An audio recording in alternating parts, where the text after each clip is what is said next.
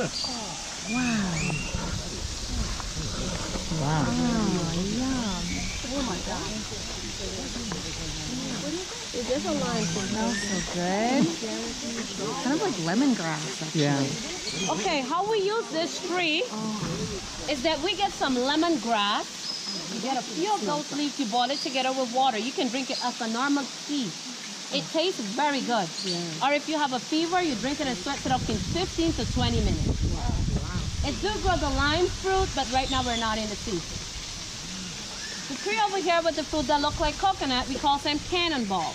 Why? It's because the fruit is very hard. You can like knock someone out with one of them. But you know, the important part of the tree are the leaves. If you have a cut, all you need is to get a few pieces, a few leaves, you pound them, and then you keep squeezing the juice on it, and it helps to heal. It also blooms some beautiful flowers every once a year that has a nice scent. These tall tree right here, folks, these are mango trees. But remember, right now we're not in the season, so you won't see any fruits on them. All they have right now is a lot of blossom. Well, right now we're going up some stairs, so watch your step and your head, please.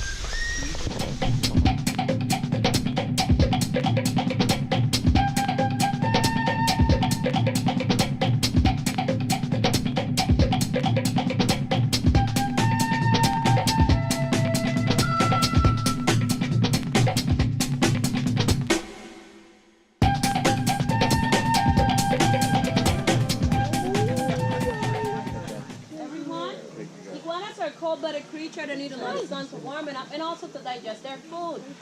If it's not sunny, you don't really see them on the ground. They spend most of the time up in a tree or in a hole. They're also good swimmers.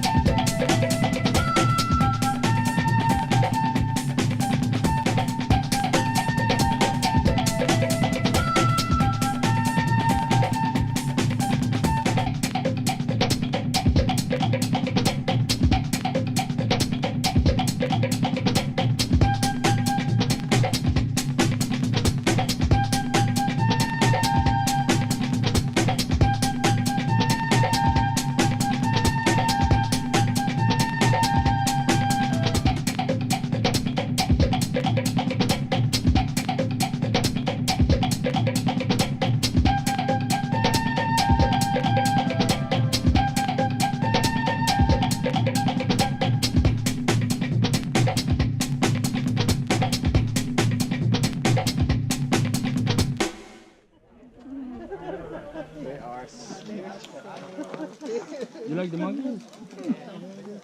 You can take one home, don't worry. Ah, yeah, right. Sonny. Sonny, look over here. Your mom is looking this way. Or how to say, your girlfriend is looking this way. Don't make this guy a hair over her. You're gonna get jealous, very jealous. Yeah, Sonny. Look over her, mom. You want to see my hat? Thank you. You're welcome, lady. That's the tree right there. Venga. I think I dropped my hat. Mira, monkey. Turquoise. Anybody see it? You wanna turn further this way, lady? Turn right here. Mira.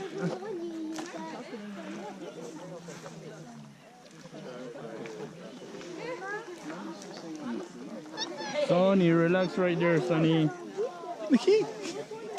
Your daughter have a new boyfriend. She's just happy with that guy now. Yep. In love with the leader of the park. And Sonny get in love too. Sonny in love now.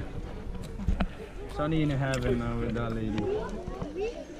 Do they all have names? Every one of them, yes. Yeah. So then the babies have names? Yes, every one of them, yes. Do they stick around here or All the time. they don't ever go farther? No, they go like 2 miles away. Okay. About 5 o'clock in the evening time they leave. They're all Because they know the park is closed on 5. Oh, 5 o'clock okay. they will just go up to the forest like 2 miles away from her. Okay. And they will like come back sunflower tomorrow seeds. morning. Yeah.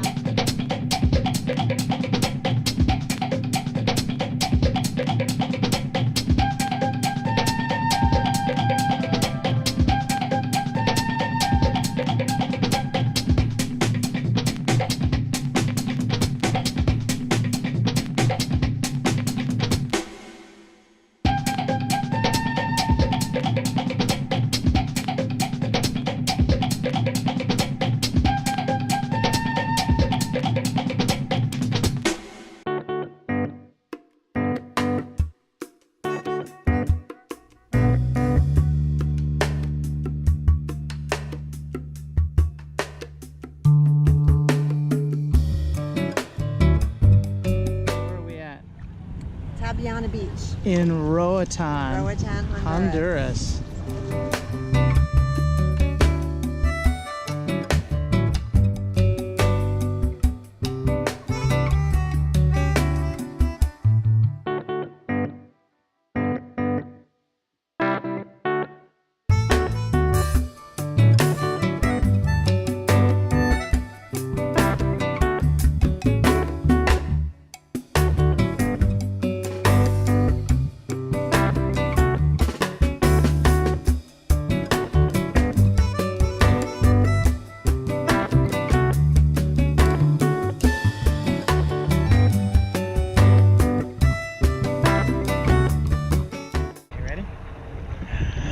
Hold your breath.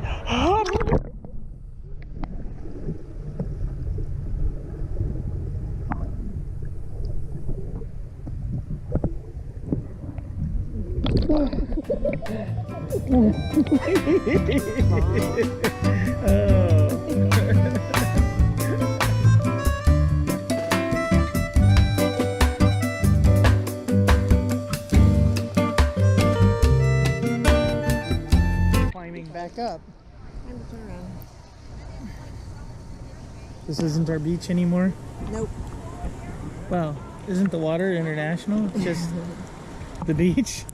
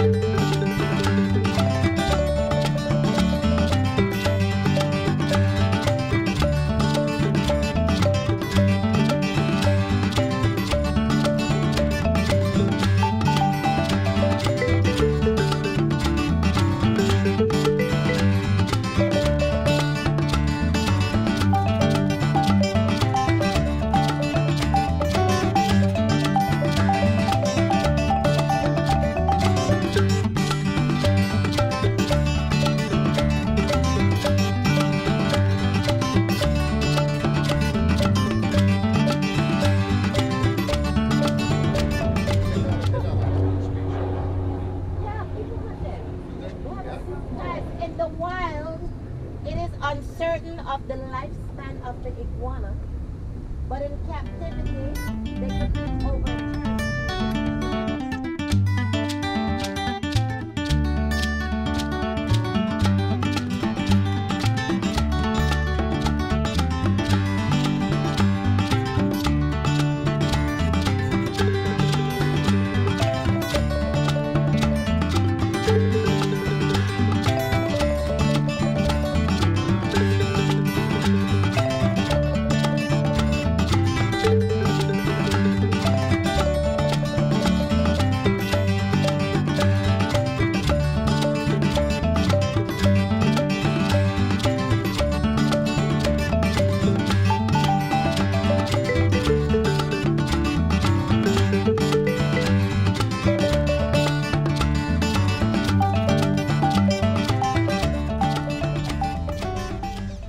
An avocado tree. Oh, cool.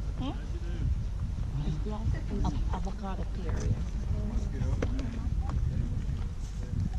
Come on, Morgan. We do not bite on Wednesdays.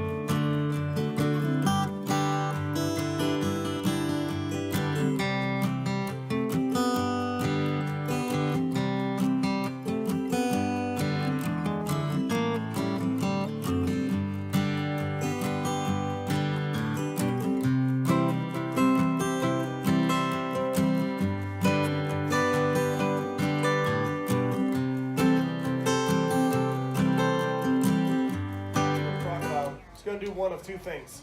I guarantee you neither of which is this. He's going to either A, make some huge explosive move to attack me out of self-defense, fearing I'm some sort of a predator, some kind of a threat, or more than likely make an equally explosive move but only to escape. Either way, there'll be some massive explosion of energy. Massive explosion. There it is. Wow. Incredible. All right, these guys don't do a whole lot of that stuff. They don't do that because almost every gator in this pit has been here long enough to realize that I'm not going to hurt them. And once that kind of settles in, there is no real motivation to make these huge explosive movements they're so famous for. Every time you see a wild alligator or a crocodile, for that matter, making those explosive movements, it is absolutely exhausting for the animal. These guys are ectothermic or cold-blooded. They really only have a handful of those moves in before their bodies begin to build up with lactic acid, and eventually they can barely move.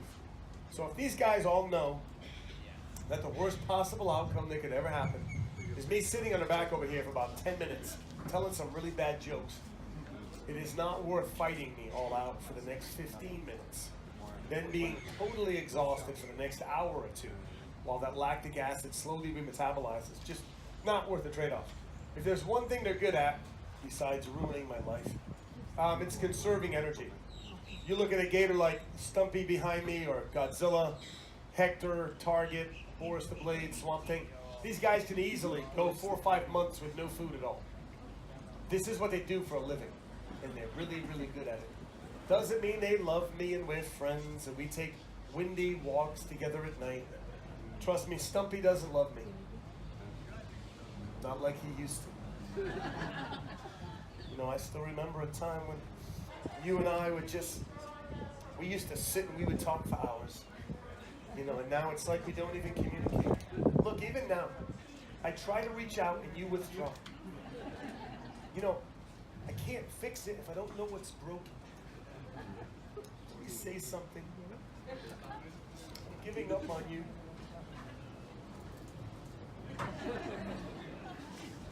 You know what the really sad part is? Sad part is I had these conversations with Stumpy when nobody else is even here. Now again, they don't like me. They obviously don't really dislike me. It's actually a lot like my parents' house around Christmas time. I feel like everybody just kind of tolerates me because they feel obligated.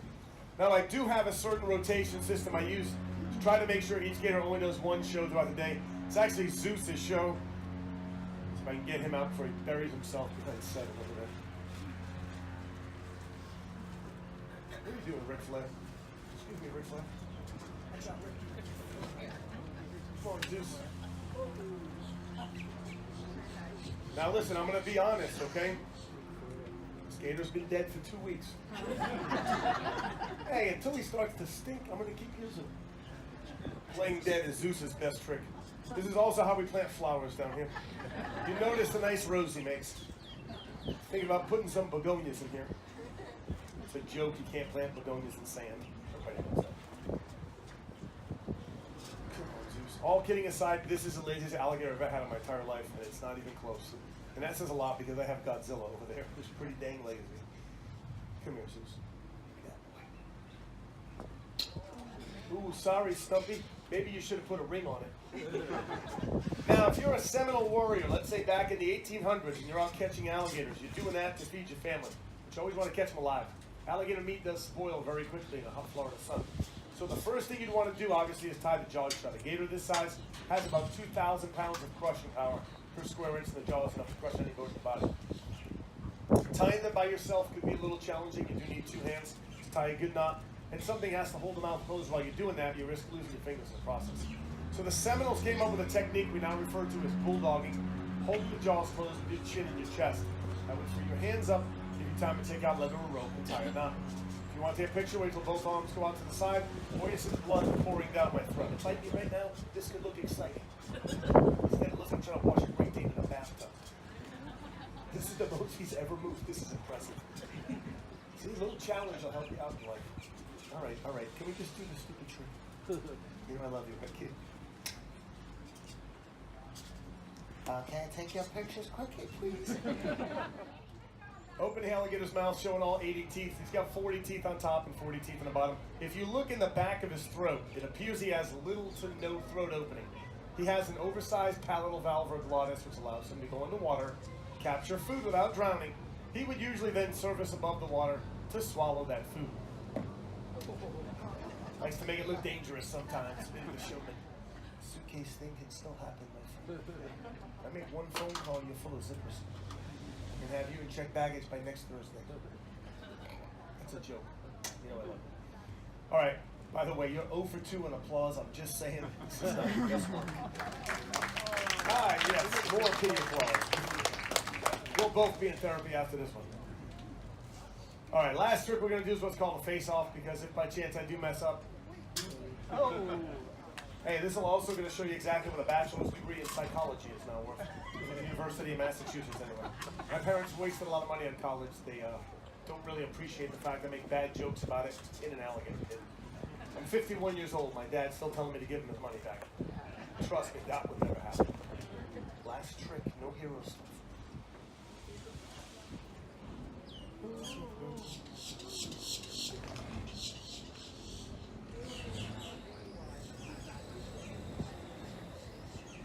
Sometimes people cry. Smells amazing, by the way. Yeah, I found my keys. That's enough of that stuff. Get off the alligator. Best part of the show for me, probably for Zeus too. Hey, I like the way you walk, girl. $50 says you don't make the water. You barely made the end of the joke. Amazing how fast they move, isn't it? Wow. See, now you can really appreciate why you have to run zigzag. Yeah. Otherwise, they would never catch you. They started that whole thing. You ever heard of that? Just an alligator run zigzag? That's the dumbest thing I ever heard in my entire life. It's not your fault. We've been pushing that on tourists down here for 50 years. Listen, don't run zigzag, just run.